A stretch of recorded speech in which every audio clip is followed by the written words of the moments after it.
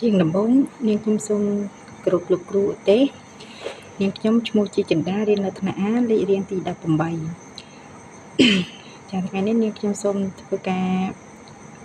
បកស្រាយក្នុងវីដេអូខ្លីមួយនេះអំពីចំណងជើងមេរៀនក្នុងសប្តាហ៍ទី5 Embedded Formative Assessment ការវិតម្លៃក្នុងម៉ោងសិក្សាចំពោះមេរៀនមួយនេះគឺមាន5ចំណុច1សេចក្តីផ្ដើម2វត្តនៃការវិតម្លៃតាមដំណាក់កាល3ការសង្កេតមិនផ្លូវការ4សំណួរផ្ទាល់មាត់5ការផ្ដល់មតិកែលម្អប្រកបដោយសុវត្ថិភាព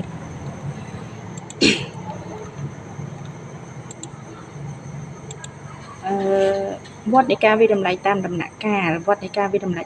លៃតាមដំណាក់កាលហ្នឹងគឺជាការវិលជុំចាជាការវិលជុំទី1គឺការប្រមូលភស្តុតាងនៃការសិក្សាបន្ទាប់មកគឺយើងទៅវិតម្លៃភស្តុតាងដែលយើងប្រមូលបានបន្ទាប់មកទៀតគឺយើងផ្ដល់មតិត្រឡប់ដល់សិស្សអំពីភស្តុតាងដែលយើងបានប្រមូលនោះហើយបន្ទាប់មកក៏យើងទៅកែលម្អចាកែលម្អការបង្រៀនរបស់យើងឬក៏ជំហានបន្ទាប់នៃការបង្រៀននិងកែលម្អសកម្មភាពសិស្សដូចគ្នាថាតើសកម្មភាពសិស្សដែលយើងគូកែលម្អហ្នឹងគឺផ្ដោតទៅលើសកម្មភាពសិស្សត្រង់ថាតើសិស្សហ្នឹងស្ដាប់បានយ៉ាងម៉េចការយល់របស់សិស្សយ៉ាងម៉េចចាការបង្រៀនរបស់យើងហ្នឹងបន្ទាប់ហ្នឹងក៏ត្រូវកែលម្អដូចគ្នាបើសិនណាភស្តុតាងដែលយើងប្រមូលបាននោះយកធ្វើការវិតម្លៃទៅគឺលទ្ធផលវាមិនសូវល្អអញ្ចឹងទាំងសកម្មភាពការបង្រៀនបន្ទាប់ទាំងសកម្មភាពសិស្សយើងត្រូវតែមានផែនការកែលម្អដើម្បីឲ្យការសិក្សារបស់យើងបានទទួលលទ្ធផលល្អហើយចំពោះការវិតម្លៃតាមដំណាក់ហ្នឹងគឺយើងធ្វើឡើងនៅក្នុងម៉ោងសិក្សានិងវិតម្លៃតាមដំណាក់ដែលផ្អែកលើការវិតម្លៃបញ្ចប់ជាទូទៅការវិតម្លៃក្នុងម៉ោងសិក្សាហ្នឹងគឺយើងអាចធ្វើដោយភ្លាមចាឬក៏មានគម្រោងដូចជាភ្លាមនោះដូចជាយើងតាមរយៈគណៈការសង្កេតការសួរចាផ្ទាល់មាត់ភ្លាមហើយមានគម្រោងហ្នឹងដូចជាយើងត្រៀមដូចជាតេស្តឬក៏ជាលំហាត់អីផ្សេងៗដល់ឲ្យសិស្សធ្វើហើយចំពោះការវិតម្លៃតាមដំណាក់កាលតាមដំណាក់ដែលផ្អែកលើវាតម្លៃបញ្ចប់ហ្នឹងគឺជាទូទៅយើងធ្វើនៅក្នុងថ្នាក់រៀនចាជាលក្ខណៈខ្នាតធំឧទាហរណ៍ដូចជាយើងរៀនបញ្ចប់មេរៀនមួយយើងតែងតែមាន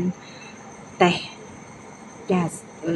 តេស្តសារៈបងសរុបបញ្ចប់មេរៀននឹងហ្មងថាតើពីដើមដល់ចប់នៃមេរៀនហ្នឹងតើសិស្សអាចយល់បានកម្រិតណា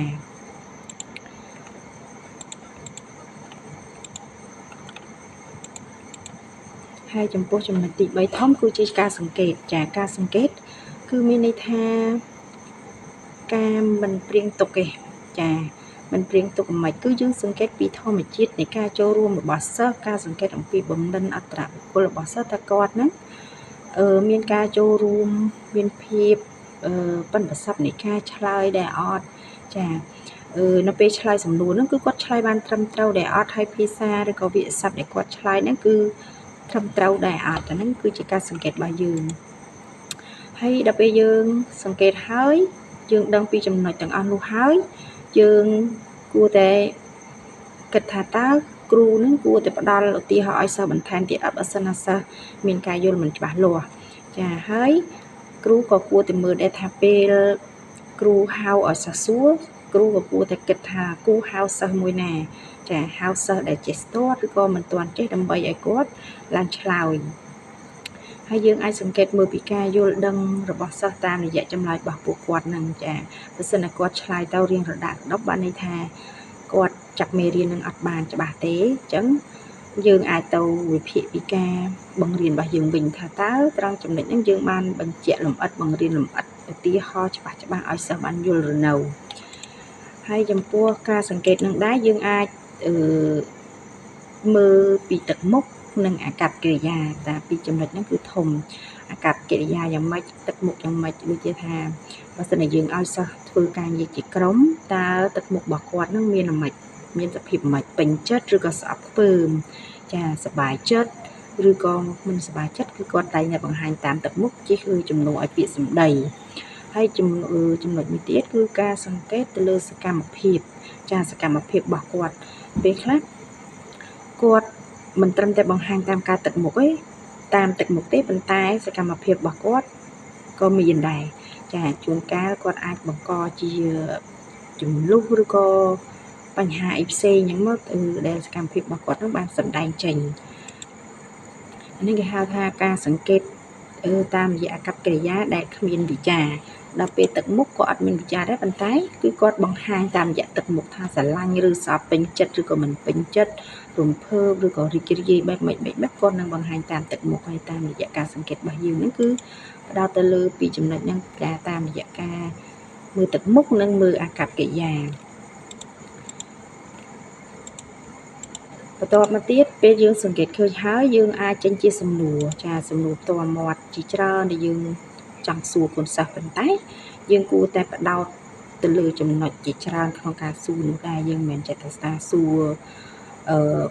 ដោយអត់មានក្បួនច្បាប់ធ្វើឲ្យសិស្សឆ្លើយមិនរួចនោះដែរសំណួរដែលយើងគួរសួរនោះគឺជាសំណួរដែលចំនិងងាយយល់ក្នុងការឆ្លើយហើយជាសំណួរដែលបានផ្គូផ្គងជាមួយនឹងរដ្ឋផលសិក្សារំពឹងទុករបស់យើងដូចថាថ្ងៃនេះយើងរៀនជាបង្រៀនសិស្សអំពីការរាប់ចំនួនដល់10000អញ្ចឹងសំណួររបស់យើងនឹងគួរតែជាសំណួរដែលផ្គូផ្គងជាសំណួរដែលឆ្លុះបញ្ចាំងពីការបង្រៀនពីការរៀនរបស់សិស្សក្នុងមេរៀនការរាប់ចំនួនដល់10000ហ្នឹងអញ្ចឹងបើយើងសួរលើសពីហ្នឹងក៏សិស្សឆ្លើយអត់ចេញដែរជាសំហាយមួយទៀតគឺជាសំណួរក្នុងថ្នាក់ទាំងមូលអាចឆ្លើយបានអញ្ចឹងបើយើងសួរផ្ដោតទៅលើការឆ្លើយតែម្នាក់ក៏អត់កើតដែរអញ្ចឹងសំណួរមួយរបស់គ្រូហ្នឹងគឺបើសិស្សមួយឆ្លើយមិនបានក៏សិស្សមួយទៀតអាចមានសិទ្ធិឆ្លើយបានដូចគ្នាហើយរាល់ការដាក់សំណួររបស់គ្រូដូចគ្នាគួរតែផ្ដល់ជាពេលវេលាឲ្យសិស្សឆ្លើយយើងមិនមែនបានន័យថាយើងសួរភ្លាមឲ្យសិស្សឆ្លើយភ្លាមទេព្រោះអីកម្រិតនៃការយល់ដឹងរបស់ក្មេងគឺมันបានលឿនដូចយើងជាមនុស្សធំមនុស្សចាស់ហេអញ្ចឹងគាត់ត្រូវការពេលវេលាបន្តិចពេលខ្លះយើងអាចបង្កើតជារបៀបឆ្លើយបង្ហាញពីរបៀបឆ្លើយបង្ហាញពីកលឹះនៃការឆ្លើយឲ្យគាត់អាហ្នឹងទើបគាត់អាចឆ្លើយបានទីមួយទៀតពេលគាត់ឆ្លើយហើយយើងជាគ្រូក៏គួរតែមានជាមតិមតិត្រឡប់គេហៅថាផ្ដល់មតិយោបល់ត្រឡប់ទៅដល់ចម្លើយសិស្សវិញបើសិនណាសិស្សឆ្លើយត្រូវយើងគួរតែមានជាការអបអរឲ្យគាត់ទាំងក្នុងថ្នាក់ទាំងមូលដើម្បីឲ្យគាត់មានភាពរីករាយបើសិនណាគាត់ឆ្លើយមិនទាន់ត្រូវយើងមិនមែនទៅបំផាក់ទឹកចិត្តគាត់ឲ្យគាត់ខ្មាស់គេទេគឺយើងគ្រាន់តែថាចម្លើយគាត់គឺចិត្តត្រឹមត្រូវធ្វើឲ្យគាត់នឹងគឺរិះរកចម្លើយបន្ថែមឲ្យវាល្អជាងនឹងហើយចំពោះសំណួរនោះដែរគឺជាវាងសំណួរទម្រង់បាតចាស់ឬទេអញ្ចឹងសំណួរបាតចាស់នេះគឺធ្វើឲ្យសិស្សអត់គិតទេអញ្ចឹងសិស្សអាចនឹងឆ្លើយចាក់ខ្សែអ្នកខ្លះក៏ឆ្លើយចាស់អ្នកខ្លះក៏ឆ្លើយបានអ្នកខ្លះក៏ឆ្លើយទេឬក៏អញ្ចឹងទៅអញ្ចឹងសំណួរនោះគួរតែជាសំណួរទម្រង់បាតដើម្បីឲ្យសិស្សហ្នឹងមានឱកាសក្នុងការគិតដើម្បីឆ្លើយសំណួរមួយហ្នឹងហើយយើងអាចសំណួរក៏មិនគួរជាសំណួរដែលស្រួលពេកដែលសិស្សដឹងចម្លើយហើយដែរយើងគ្រាន់តែសួររៀងក្បាច់ក្បូរបន្តិចពីមេរៀនដែលយើងបានបង្រៀនយើងអាចមានជារូបភាពលំហាត់ទូតាកុំឲ្យវាដូចមេរៀនដែលយើងបានរៀននឹងស្រង់អញ្ចឹងវាដូចជាស្រួលពេកអញ្ចឹងយើងគ្រាន់តែថាឆ្នៃជាសំណួរហ្នឹងឲ្យវាយើងคล้ายពីមេរៀនបន្តិចប៉ុន្តែនៅក្នុងនៃខ្លឹមសារតែមួយ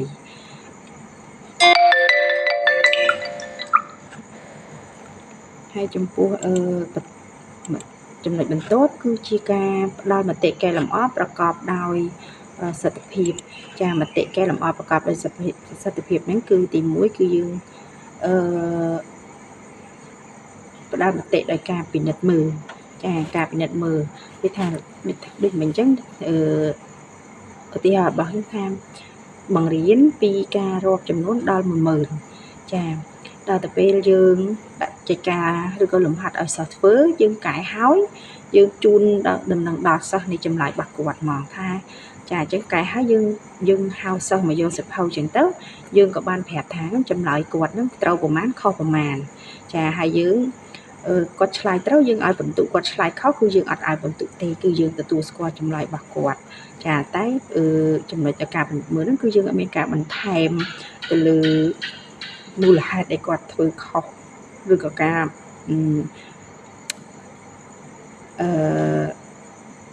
ផ្ដល់ចម្លើយឲ្យគាត់នោះឯងហើយយើងគ្រាន់តែប្រាប់គាត់ថាលំហាត់ដែលយើងឲ្យគាត់ធ្វើហ្នឹងគឺត្រូវប្រមាណខុសប្រមាណប៉ុន្តែយើងគួរតែឲ្យគាត់ទៅសិក្សាអំពីចម្លើយខុសហ្នឹងវិញដើម្បីរកចម្លើយត្រូវហ្នឹងគឺពីការពិនិត្យមើលដល់ទៅពេលចំណុចមួយទៀតគឺបរិយាយលម្អិត